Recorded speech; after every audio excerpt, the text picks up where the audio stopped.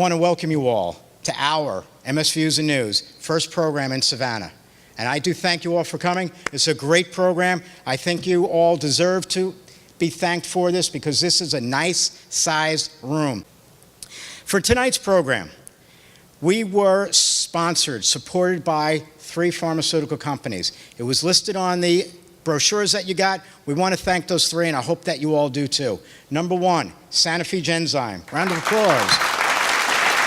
2, Biogen, and 3, Mallinckrodt, okay? And it's very important. I want you all to know that the pharmaceutical companies work with us. They work with other patient advocacy organizations because they want you to learn about all these different aspects about multiple sclerosis. They want you to be better knowledge, or as Cy Sims once said, an educated consumer is our best customer, all right? So it is better that you do know about as much as you can in order to go forward and live your lives, even though you have this multiple sclerosis. I just want to say something about Jeff, a little bit more. Jeff Segal is a recipient of the 2007 National Strength and Conditioning Association Worldwide Authority on Strength and Conditioning Personal Trainer of the Year. He authored articles for numerous MS publications, in addition to other things such as Shape Magazine. Owner of Balanced Personal Training, Inc. since 2004. He's a national motivational educational speaker. He's a graduate of Florida State University, and he's been a person living with multiple sclerosis since 1998. Let's welcome Jeff Segal. Don't fall on me. Thanks. How you guys doing? All right. First off, what he just said, I don't want you guys to think like exercising is going to get you real sore, because that's not the case. It's when you haven't done it for a really long time and you introduce something new, you'll get a little bit of soreness, and that's normal. But the point is, don't let it go that long. You got to keep yourself moving, because we're humans. We move. We're animals. You know what animals don't move? The kind that get eaten. You're not going to get eaten, so don't worry. But thank you, Stuart, and I'm so proud that he finally did that with me. We've been chasing each other down for a long time. He did great. He's feeling it now. I'm going to be hearing it tomorrow. But tomorrow we're going to get right back at it. So physical fitness. You guys were students at one time. Maybe you still are. You guys were in school. You guys had PE. Some people don't even know what PE stands for, but it's physical education. That's the way we learned how to do things. Unfortunately, with time, we're learning that some of the things weren't perfect that we did as children, but we were still doing them. We were still doing being active, doing all kinds of fun stuff. Fun, that's what life is all about, right? There's a few stretches that we shouldn't have been doing then. We're all okay. None of that really messed us up. Things are in the right order. But physical fitness is a state of health and well-being, and more specifically, the ability to perform aspects of sports, occupational, daily activities, that type of stuff. Physical fitness is generally achieved through proper nutrition, which goes hand in hand with activity, and moderate to vigorous physical exercise, and accompanied with sufficient rest. That's what physical fitness is. Before the Industrial Revolution, there was a different definition, and fitness was defined as the capacity to carry out daily activities safely and with undue fatigue. So, however, with the automation and changes in lifestyles, and physical fitness now is considered a little bit different, and basically it's just about the same as it was, but it's the measure of the body's ability to function on a daily basis a little bit higher than what normal function is, still with the reserve to meet emergency needs. With that being said, everybody in here can exercise, because exercise is just doing a little bit more often, and not overdoing it, not doing things that you can't do, not thinking about what you did 20 years ago and trying to do them today, because you know what happens if you do that? You end up behind a podium saying how sore you are from exercising this morning. It's a simple thing. You don't have to overdo it. But But there are things that if you do, your body gets sore and it's telling you, I'm sore, back off a little bit. That's a phenomenon. It's called delayed onset muscle soreness. It's called DOMS. If you work out really hard and you're starting a workout program, within 24 to 48 hours you will get soreness. That's your body saying, rest a little bit, then do it again. So what's been going on this planet over the last 35, 40 years is phenomenal. I mean, how many of you were in school and you remember seeing they wheel out the television, put the television in front of the room, and they're saying, today we're going to watch the space shuttle take off. Right now we got private space shuttles taking off with electric cars flying in the air. That for I don't get it, but if you guys watch the news, that's what just happened.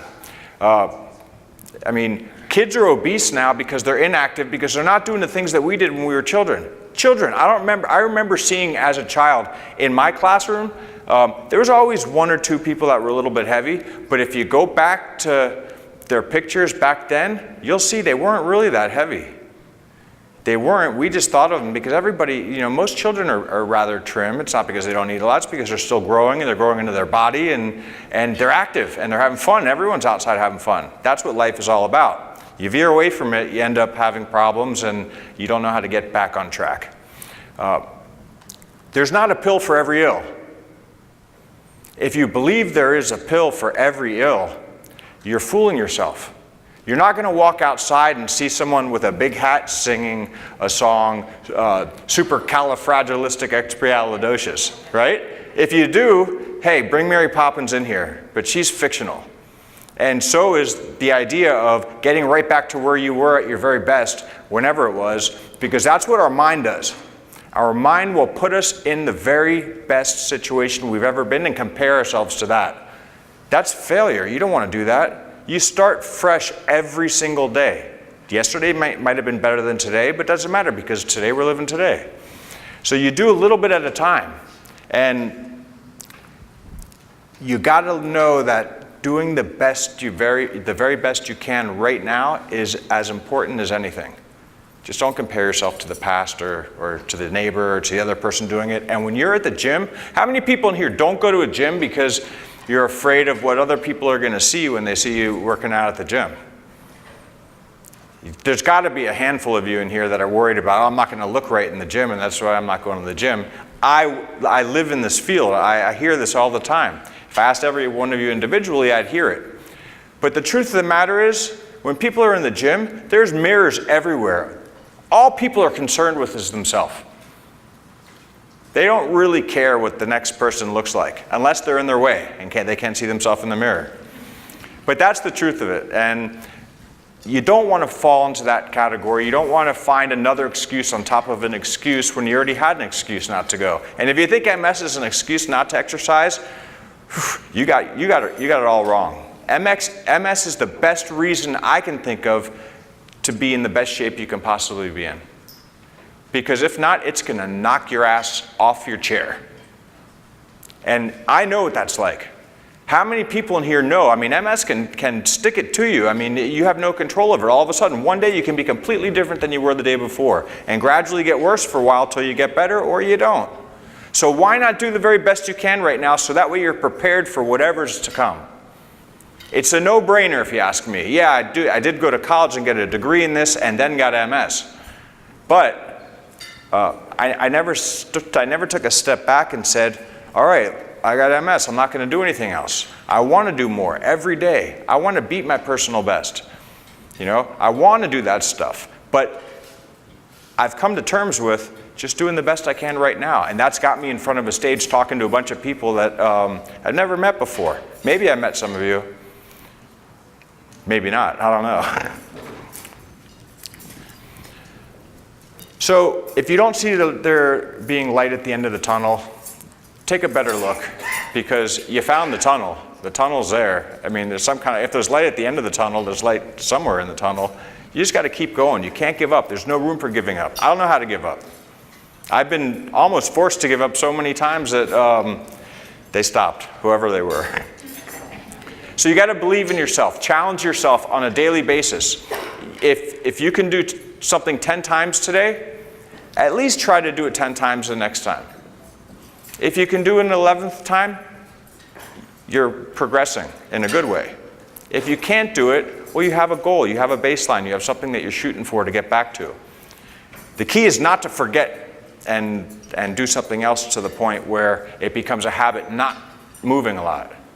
I mean, how many of you had to be called in as a child from playing outside when it was dinner time and get screamed at or something? It was worth getting screamed at. I was having so much fun out there playing, you know. It was so hard to get me out from the field and into the house that my poor parents, I'm a parent now and I understand what they went through. I put them through the ringer. So don't think about the destination. Don't think about where you're going all the time. Think about where you're at and think about the journey, because the journey is where the fun is, right? I mean, if I asked every one of you, tell me about yourself, you're going to tell me some good things that happened to you over time. You remember those good things. Unfortunately, you remember the bad things too. The thing that you want to keep in mind is keep those good things in the front of your mind and the bad things in the back of your mind, or let them spill out, or else they will get in the way of what's to come next time. That's going to be you know, something that you may look at as a failure or something along those lines, but it's not. And there's nothing wrong with failing as long as you continue to do it. Failing is like a stepping stone to success. How many times you got to fail before you do something? Everything you've done in your life that you've succeeded in, you've probably failed at it once or twice. I don't want to be perfect. I don't know anybody who wants to be perfect. For me, being perfect means there's no room for improvement. There's always, you know, I always want to improve. There's always something that I can do better than I did the last time. When you're waking up in the morning and you think about your routine and all that stuff, take a step outside the box that you're living in, because we live in a confined area. So if you step outside the box a little bit, you're going to see a lot of things that you never noticed were there for you. I mean, whether it comes to exercise, whether it comes to nutrition, whether it comes to friendships, whether it comes to going out and playing and doing whatever. Life's about having fun. And if you do the same thing over and over again, it gets boring. It really does get boring. Same thing with foods. If you eat the same food every day, you're going to get bored of it. You're probably going to find something tastier that's worse for you. But if you have a wide variety of foods, you're going to be able to stick to the diet, eat the right stuff, and you know, and know that you're doing the best you can for yourself. So you should do more and think less about doing it. Because the more you think about doing something, the less likely you might be to actually do it. How many people in here don't exercise but think about it every single day? You put so much more energy into the thought of exercise than you actually are going to do while you're exercising. It's ridiculous. And you'll talk yourself into it. I'm going to do it tomorrow. No, today. No, not later today, right now. The best time to exercise is right now. That's the question I always get. What's the best time? When's the best time to exercise for people with MS? Or what's the best exercise to do if you have MS? The answer is the same, yes. Whatever you're doing it is, because if you're not doing it, you're probably not doing it for a reason. It might be too difficult for you. And if you always think about it being right now, then you're not going to have to worry about it later. You know, I tell people, put it in your schedule 10 times for the day. Why 10 times? Because you got 10 chances. If you do it the first time, you can eliminate the other 9. But there's going to be times that it's more difficult, and there's going to be times it's easier. You got to jump on those opportunities. So think about this. Isn't it more gratifying to say what you did than to say what you wish you did or what you wanted to do? Because when it comes down to it, wishing is for people that are just not prepared. They wish they were prepared. They wish they did something. They wish it was easier. It would be easier if you started. So you got to start. So how many people in here experience fatigue? Why? Why do you have fatigue? Why do you think you do? The biggest reason for fatigue is being deconditioned. Whether it's from MS or secondary to MS, or it's an actual problem that you're having from your MS. Then you have fatigue, and MS is causing it, and it's not the type of fatigue that the neighbor gets when he runs out to his car and runs back inside and he's inside huffing and puffing. The type of fatigue from MS that's specific to MS is overwhelming. It's a different type of fatigue than you would get from doing exercise. And if you've had it once, twice, or if you have it the same time every day, remember what time it is and plan around it. But even with fatigue, there's things that you can do. You know, there's flexibility, there's range of motion stuff. There's, you know, if you're too tired to get up and do something, why don't you read about doing something and make it your plan. Plan it for the next day. Plan it for later that day. Plan it for the 9 other times you wrote it in the book. So to work around fatigue, you have to have a plan. If you're going to go to the gym, or if you're going to go to the mall, or no matter where you go, remember that right now it's cool out. But come summertime, it is going to be hot. So how are you going to deal with that? Is the heat going to be what causes your fatigue? Is the heat going to be something that's going to stop you from getting from A to B because it's hot out, or are you going to plan around it? What I do is, if I'm out in the parking lot, I park far. I park far from wherever I'm going to go because of a couple reasons. One, where I live, you park close to the store. You got 100 people driving a half a mile per hour that can't see over the steering wheel, that have been retired for 150 years. And it's very dangerous. So I park far, and I park under a tree. It's hot there all year round, so I park under the tree. So my car stays cool, go into the store, I come out to a cool car. It's a big, big, big difference in getting into a car that's 130, 140 degrees, because that's about how hot it is in the summer in your car. See how that works out for your MS. Not so good, right? You don't want to get into that hot car. But that's part of the plan. And to me, I'd rather do the walk in and out and expend that energy than come back and be in the car and have to sit in the same spot for another half an hour until the car cools off. That's part of the planning. Keeping journals of what you did yesterday, or what you do today, or what you want to do tomorrow. Goal setting, all this stuff is so important. I mean, you really need to see, and looking back and remembering what you were once able to do, and having that drive to want to get to that, but not forgetting how much hard work it took to get to the best you ever were. How many people think about that hard work that it took? Because when we think about things, we always tend to think about the very best we ever were. And then we try to do that, and what happens? You get hurt, or you get discouraged, or you fail, you drop off, you quit. You don't want to quit.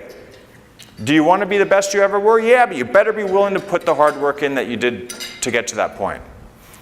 I remember when I was in high school, sports. How many people played sports in high school? How many people watched sports in high school? How many people knew what sports were in high school? Okay. I was an all-state football player in Florida. Okay, that was a big deal for Florida, and you would never believe it. I was a defensive end. You know? Yeah, at my biggest, I was 100 pounds bigger than I am right now. I didn't need to carry that weight around anymore, but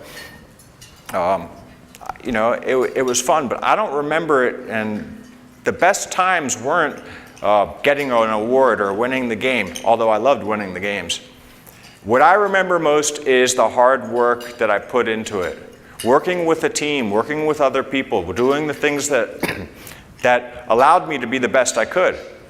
That's what, if you ask Michael Jordan what he remembers most about playing as a professional, he'll say, I remember practicing with my team. I remember the hard work that I put in. Oh yeah, and I won 6 titles and however many MVPs. But hard work pays off.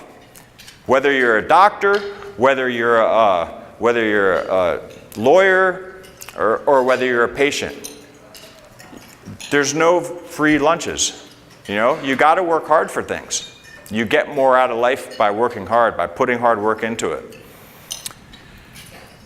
And if you don't think so, let your employer pay you what you deserve if you don't work hard. It doesn't work that way. People don't get paychecks for doing nothing, and you had to put time and work in. So when you're going to the gym, other things that you want to do, and when you're planning around fatigue, I call it the war on fatigue. You know, there's a war on everything. You know, we've had the war on drugs, we've had the war on terrorism, we've had the war on this. Let's have a war on fatigue. Let's get around it. Let's not fight it, because if you fight fatigue, you know what happens? You're wasting energy. I don't have the energy to fight fatigue.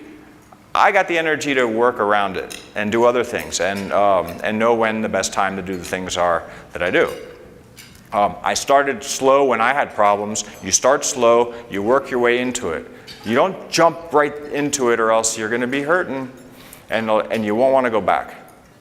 You know, it's a lot different, especially when you're a kid and you don't think about stuff. You don't think about getting tired. How many people in this room can remember playing outside in the fields? How many of you remember being tired? You know why? Because you practiced every single day, and everybody was on the same level when it came to conditioning. There wasn't like, oh, let's not play with him, he's always out of energy. I don't remember that.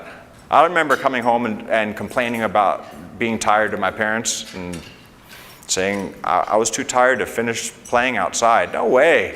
You play year-round, and then you go to college and you go to work and you think that there's no time. How many people don't have time to exercise? There's 1,440 minutes in a day.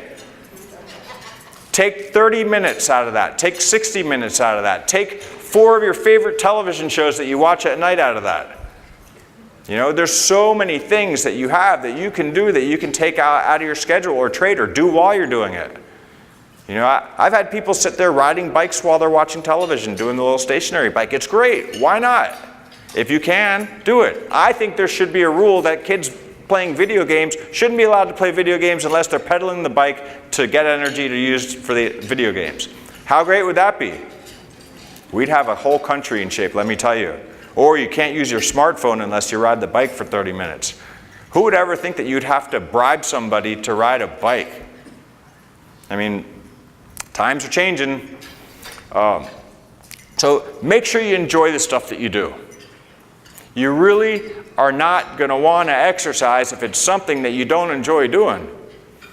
I mean, even if it's just playing catch. I had somebody, and I tricked people, not in a bad way. 90-year-old. Went to her office to train her on her lunch break. Her doctor told her about me, and I went to go work with her, and I was blown away. So the first thing I wanted to do is see how, assess her. That's what we do, is we do assessments. We want to see how good we are at that time, so that way we can progress and get better.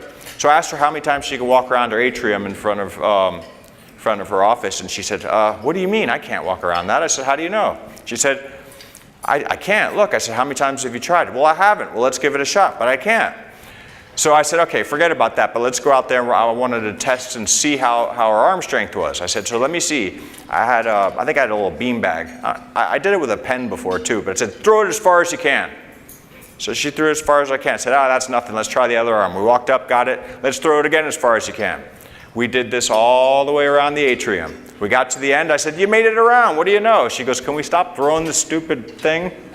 So you'd be surprised if you just tried and did it. You got to do those things. You can't talk yourself out of it.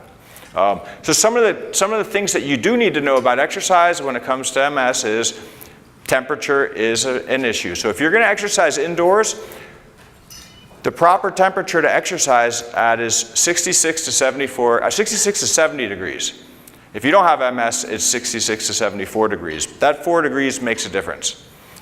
It's also important to have some flow in the air. If you're going to do aquatic exercise, it should be 80 to 84 degrees. Balance. How many people here have problems doing this? Okay. I did too. I got back on the saddle and did stuff. But balance isn't as important as stability. There's a difference between the two. This is balance, right? What's that good for? For being on the stage and standing in front and saying, hey, look, I can do this. No, you don't do that when you're walking around and you're shifting weight from leg to leg. Stability. This is real life balance. That's in every sport. They have the ready position. That's right here. Do you know why they have it? Because it's the most stable position you can be in and still react and still turn and move. Anyone have a sport that's actually a sport that you can say doesn't have a ready position? Bowling? Come on, who said bowling? You don't see people starting the bowl like this? And then you walk up and do the bowl. That's the ready position. That's stable. What was the other sport? Someone said something else after bowling. Huh? Cycling. Well, that's because you're sitting on something, so you can't really have ready position. But, that's a good one. All other sports where your feet are your ground base of support pretty much have the ready position, whether it be volleyball, baseball, football. If you look at a goalie in soccer, even hockey, they're sliding, but they still have a ready position. Okay. Right now, when it's, you guys eating? How many people in here are able to stand up? You see? Okay, I want everybody who's able to stand up to stand up.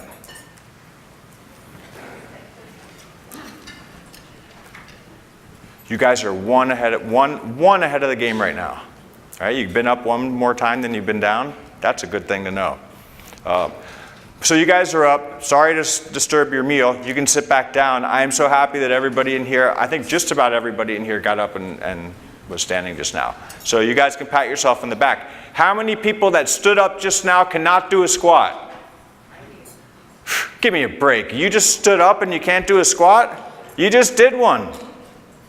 If you can get up out of a chair, you're doing a squat. It's the same thing. It's from here to here. Okay, you may need a little help. You may need to do it from a little bit higher. But that's a squat. And you guys did it and didn't think you can. So trick yourself back into doing them. They're important. Although my favorite type of exercise is moving forward, not just up and down, because we move forward. That's the way we move. Or laterally. How many people in here train in a lateral motion? This way. Lateral movement's important because if you think about it, it's probably how you fell last, stepping to the side or tripping to the side. So moving laterally takes something that's that you'll notice in sports. If you were to do this in a sport and your knee comes past your toe, what's going to happen? If your knee comes past your toe, it's physics. You have to do this. You have to take another step or fall. And if you have to take that extra step in whatever sport it is, if you're covering somebody, they're going to blaze by you. If it's tennis, you just lost the shot. If it's just the sport of life and you're walking down the street and you trip to the side a little bit and you're on a sidewalk and you can stop and do this, you didn't just fall on the road and get hit by a car. Pretty important, right? So going back to sports and exercise, it could save your life. Lateral movements are underused. I mean, even if you just did this a couple times a day, step into the side, you got to come back the other way too. If it's difficult, okay, not everything's going to be easy. Not everything's going to be given to you on a silver platter. And when you're assessing yourself, there's a lot of different things that you can do. Do you know which side of your body is stronger if it's an MS thing? If it's not an MS thing, chances are the stronger side of your body is whichever dominant side you have. With MS, your dominant side might be weaker. So some simple things that you can do are marching in place. If you can do this, which one's harder? Pretty basic, right? If you start doing that and one's coming up and the other one's not, then it starts doing this and you're doing a hip hike. You know that this leg is a little bit weaker. What does that mean? It means you know. It means that you know how to plan a little bit ahead of time. And you work this one, you let the weaker one get some rest. It comes back, believe it or not. When you have MS, the conduction of the nerves, they just need a break. You go for a walk, you get really tired, one leg starts dragging, sit down for a couple of minutes, cool off, use a cooling vest or something. Wait 2 to 5 minutes and see how much easier it is to walk once you do it. Or see how long it takes you to get to where you wanted to go, dragging that one leg. A lot longer than that 2 to 5 minutes take for you to rest. You got to put that in your plan. So different types of exercises that you have, the different forms of exercise. You got aerobic, you got resistance, you've got flexibility, balance, strength. And strength goes with all of them because you're getting stronger in that area. So with aerobic fitness, you're also working in some strength, but you got to load. You got to use heavier things. You got to do things a little bit harder to get stronger. You can't find a program and do the same thing every time and expect to be better. You're just going to master that one thing that you're doing, but you're not going to improve. You want to improve. You want to do better. You want to see results. You want to get as much muscle and as little fat in your body as you possibly can, because if you work out, let's say for 3 months, get yourself in tip-top shape, and you were to get into a car accident, and you were to find out that the chances of surviving that car accident were a lot better if you were in shape and healthy than if you weren't, why wouldn't you exercise? I mean, think about that. Is that a good reason to? Because I don't know when I'm going to have an exacerbation, do you? So if you go in strong, it's a lot easier. Your muscle strength stays, it doesn't just stop when you stop working out. You heal, you come back, you got a foundation. I'm living proof of that, because there was a time I couldn't see, I couldn't talk, and I couldn't walk. It was really, really, really difficult. But not one day went by during that period of my life that I didn't hit the ground trying to walk. Or then I decided to start crawl. I crawled all over the house. And that's great, because that's developing my core. You got to have a strong core. If you don't have a strong core, your legs are going to walk away from you. You got nothing to stabilize your body. Flexibility exercises. How many people here have problems with flexibility, range of motion? Flexibility and range of motion become problems when you don't use the limbs and the joints that you have. So if you can do something like raising your arm all the way up, putting your arms all the way forward, bringing them back, whatever motion you do in one direction, you should do it against resistance in the other direction within a workout program. And maybe not within that specific day, but if you do a press, you should also be doing a pull down. You know, if you do a curl, you should do tricep extension.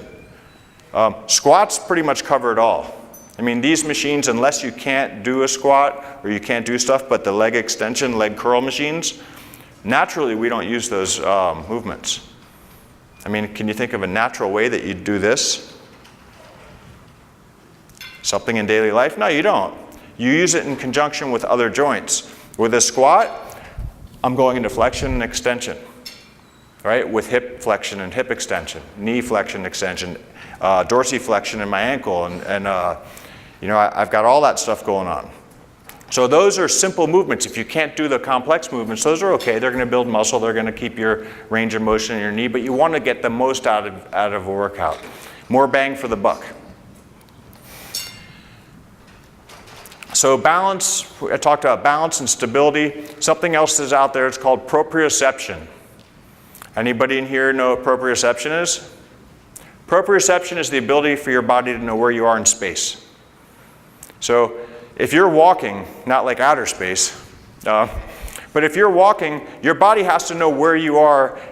For instance, if you step on a pebble. If you don't have MS or have any kind of neurological issues and you step on a pebble, you're going to step on the pebble, you're going to alter your foot a little bit like this, take a step with the other foot, on with your day, wouldn't have even known that happened. Without proprioception, where you don't know where you are in space, you can turn your ankle, you can twist it, you can fall. That little thing might jar, mess your whole lower body up, and you're off. So there's training that you can do for proprioception. There's stuff that's single leg balance things and stuff like that, or stepping back and forth.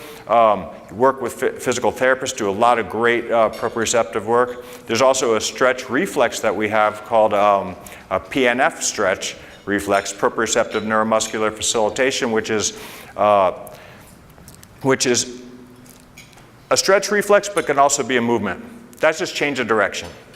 So you want to have all this stuff, I can go on about all these long words. I'd rather say PNF. I do that as a form of a warm-up as a PNF chop, which is doing chops. Stuart could tell you about those. We did them this morning. If it's not something you regularly do, that's going to wipe you out. But the warm-up is so important. That's when I add new exercises to a program, is in a warm-up, because you're fresh. You're not burnt out. I'm not going to tell you how to do a new exercise at the end of the exercise routine, because neurologically you're worn out, muscularly you're worn out, mentally you're worn out. It's not going to come out as good as if you do it at the beginning. So do it light, do it easy, and make it work that way. The other part is diet. Diet and nutrition go hand in hand. You are what you eat. So if you're eating garbage, you're going to feel like garbage. If you eat well, you're going to feel a little better than you're eating garbage. And you should plan to eat throughout the day. As children, we did that. Our parents did it for us. Right? If you were a child or a parent, it covers everybody, I think. You ate every 3 hours or so, maybe 4. Or else you're crying, mom and dad are mad. Feed them, feed them. They can't speak yet, feed them, right? Yeah, that's it. Are they hungry or they got to go to the bathroom? So you try the food or change the diaper.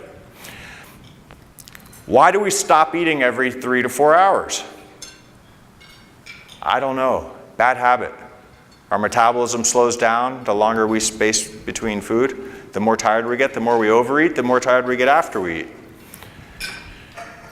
When you go to the grocery store, the best way to shop is shop the perimeter of the store. For the most part, the perimeter of the store is where the food's pretty fresh. You know, it's refrigerated or it's going to go bad. The stuff in the middle has all the ingredients that you can't pronounce. If there's more than 3 or 4 ingredients in a food that you can't pronounce, you either don't know the language or you're eating the wrong food. Because that food is probably not going to be eaten by the bugs if you put it on the counter. And that's another thing. If you leave something on the counter long enough and bugs don't eat it, that's something you should take off your grocery list. Because bugs know what good food is.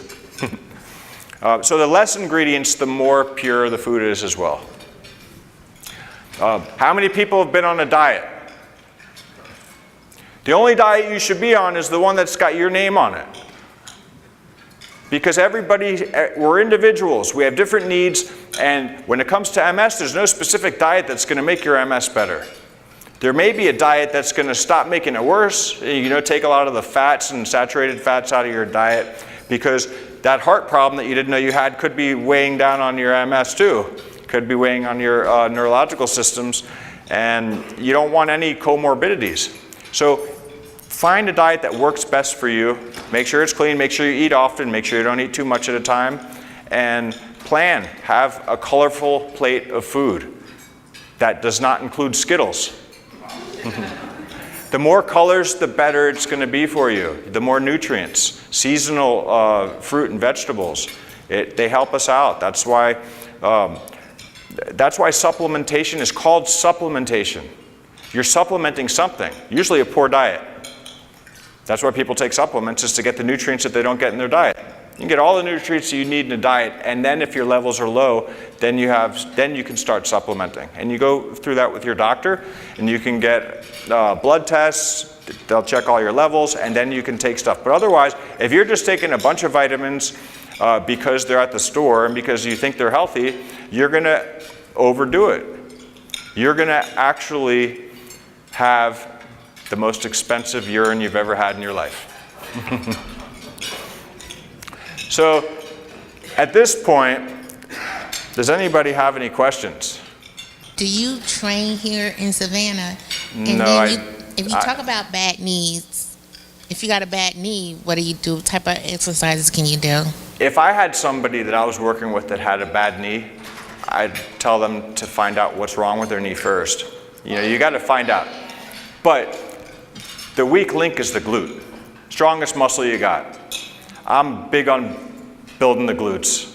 They look good too, but for stability and for core strength, you don't have strong glutes, you're in trouble.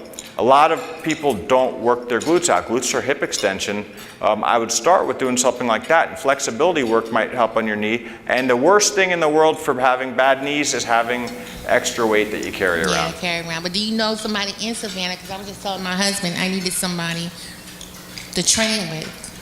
I'm sorry, MS. I couldn't hear what you said. Do you know somebody in Savannah? Because I was just telling my husband I needed somebody to train with I MS. don't personally right now, but if you talk to me afterwards, I can help you find the right person. Okay. Thank you. You're welcome. Does anybody else have a question? I have a question for Jeff. How long do you think a person that has not exercised in a long time needs to start working daily? How many minutes per day Are you thinking at 1,000 something minutes per day? How many minutes per day are you speaking about that somebody needs to do something for it to start showing a difference? And how long do you think until that person actually starts feeling a difference? Okay, yes. If you're not doing anything for, say, 15, 20 years, and you're not in a program, and you work out for 1 minute, how much percentage more are you doing than you were the day before? It's a question for you guys. 100% more. So anything you do is going to be better than what you were doing because you were doing nothing. However, to start an exercise program, I would start slow. And if you start out with something like 10 minutes, if that's not enough and you don't, I would give it a first trial of 10 minutes, or if you work with somebody, let them demonstrate things, do stuff without the weight. But really start around 10 minutes and work your way into longer and longer and longer and see what you can handle. Because the worst way to find out what too much is by doing too much. You want to do a little bit more and a little bit more. Because if you're starting at 0, anything is 100% more than that. Anybody have a question? Great. Here we go. See how well it's gone for me today? Yeah, now you feel better, don't you? Oh, yeah. It's simple. Is it best to work every day or every other day to allow your body to, your muscles to regenerate? Everybody's different. So if you're looking at the guidelines for exercise for people with MS, it's 2 to 3 times a week for strength training, 3 to 4 times a week for aerobic training. You can couple them up, you can combine them, but doing back-to-back days is a no if you're doing the same muscle group that you're building. But you can do stuff every day. I wouldn't start out by having a 7-day-a-week program, and if you did have 7 days in a week that you're exercising, I would say back off on 1 day at least, but change it up each day. You can do flexibility training 1 day, strength training the following day, cardiovascular training the day after that, and go back to doing that. But there's ways to get it in. Any questions? How about resistance? Can you show me anything that you have for resistance training? Yes.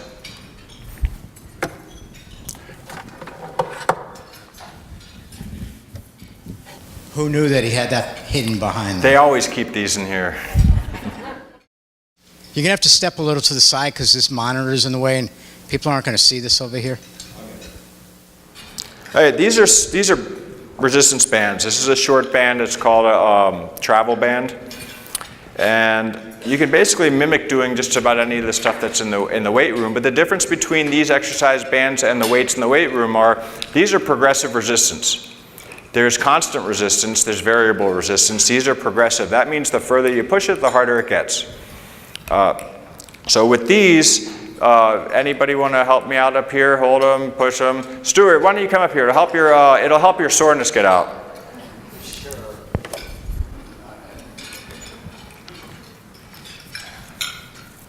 And these you can close in a door, and it fastens in the door. You can put it high or low to mimic basically whatever movement you want to do. And you can do these with your feet on the ground, so as your feet's the ground basis of support, your kinetic chains throughout your whole body. So you're working your core by doing any kind of exercise. Do you want to do the pull or do you want to hold it? It's up to you. Okay. All right, so if I wanted to do something such as a bench press or a push-up. Push-ups are better for your body in whole than a bench press because bench press, you got your back against a bench and no core needed. But doing a push-up or a band press, which is doing this, what I'm doing right now is I'm working my abs to prevent me from falling back. I'm using my arms and my chest to push forward. You can even go into staggered stance or do single leg and do stuff like that to make progressions. But these are great things to have. So for every push, there's a pull. Remember I was telling you that? So this is a push. The opposite of that would be a row, which a row is, can you guys see me over there? Is this. So now what I'm doing is I'm working my arms, I'm working my back, I'm working my shoulders, and I'm also working my lower back because my lower back is preventing me from falling forward. I have to stay upright like this. That's what's great about the bands. There's also, you can do biceps, triceps. You can even, here, let me see this. You can even do stuff like yeah, squats with it. You know, there's all sorts of different things. I like holding stuff and doing squats, medicine balls, you name it. Whatever's a load. If you have to start by standing out of a chair and doing it, if you have enough balance and stability to put a bar on your back and do a squat, make sure you have a spotter. But it's great exercise, head to toe. Any other questions? Yes, I'm going to come here first, and then I'm going to go there. By the way, everybody could thank the guy that just went up there to help out, all right? You should have seen him this morning. Incredible. You wouldn't have believed it. Yes. What would be some basic exercise equipment to have at home for the MS? I know they're different. The strap, I what do you call love that? these bands. These are exercise bands, resistance Exercise bands, band. all-purpose bands. These lock in a doorway, so that way you don't need another person, so to say. And they're horizontal resistance rather than vertical. If you hold a dumbbell or something like that and you drop it, lands on your foot, it's going to hurt. You let go of a band that's on a horizontal plane and you're pulling it, let go, you might scratch a door, but it's not going to hurt you. That's one thing. Other things you can use are, your body weight's the best piece of exercise in the world. Nothing's going to beat your own body, but so is standing, sitting, doing stuff like that. If you can do a push-up, do a push-up. If you can do it on a wall, do the push-up on the wall or on a desk or something. Then there's also a lot of good, I like to think outside the box. I like to use stuff around the house for exercise. I mean, you can get a chair and be doing chair presses. So those are really good pieces of equipment. And feasible too, inexpensive. Or furniture movers.